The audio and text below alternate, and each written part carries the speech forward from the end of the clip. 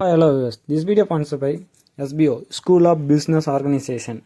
இவங்ககிட்ட best part time job opportunity இருக்குது. அதாவது நம்ம ஃபேஸ்புக்கு, யூடியூப், இன்ஸ்டாகிராம் அதை வச்சு நம்ம எப்படி மணி மேக் பண்ணுறதுன்றதை இவங்க பெஸ்ட்டாக சொல்லிக் கொடுப்பாங்க. அதை வச்சு earn பண்ணவும் முடியும். இதுக்கான லிங்க்கை வந்து டிஸ்கிரிப்ஷனில் இருக்குது, யூஸ் பண்ணிக்கோங்க.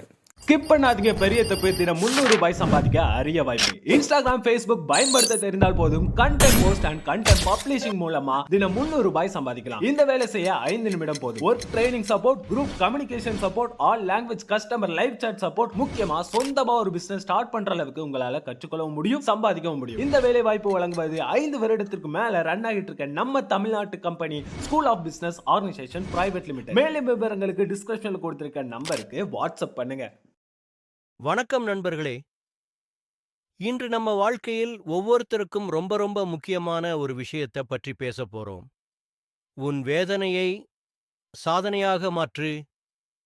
வாழ்க்கை எல்லோருக்கும் சமமான பாதையை கொடுக்காது. சிலருக்கு வெற்றி எளிதாக வந்துவிடும். சிலருக்கு திரும்ப திரும்ப தோல்வி, அவமானம், தள்ளுபடி, மன அழுத்தம் எல்லாம் வந்து சேரும். ஆனா ஒரு உண்மை என்ன தெரியுமா?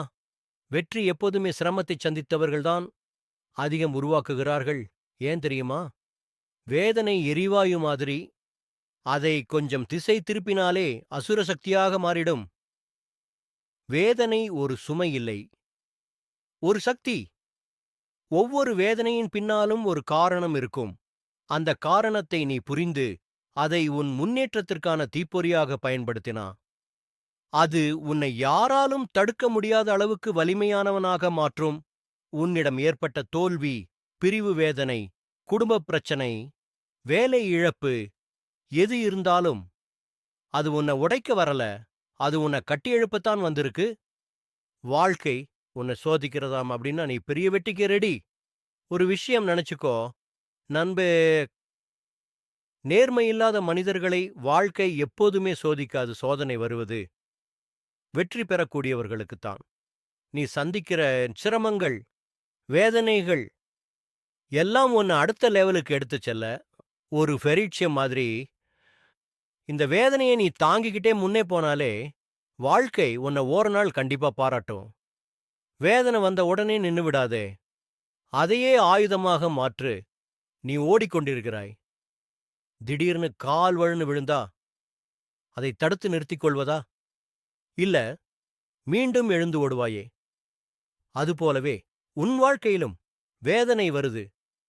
அது ஒரு ஸ்டாப் சின்னமில்ல, ஒரு டேர்னிங் பாயிண்ட். உன்னை காயப்படுத்தினவர்களை நிரூபிக்க வேண்டிய அவசியம் இல்ல.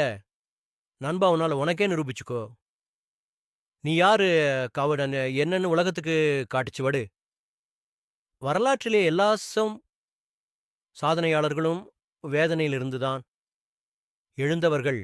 ஏபிஜே அப்துல் கலாம், பட்டினியில் வளர்ந்த பையன். நெல்சன் மண்டேலா 27 வருடம் சிறையிலிருந்து வெளியே வந்து தேசத்தை மாற்றினார். எம்.எஸ். தோனி, ரயில்வே டிக்கெட் சேகரிப்பாளரிலிருந்து உலக கப் ஜெயித்த கேப்டன். இவர்கள் எல்லாருக்கும் ஒரே ஒரு பொதுவான விஷயம்: வேதனையைக் கண்டு ஓடலை, அதை சக்தியாக மாற்றினாங்க. உன்னாலுமே முடியும்.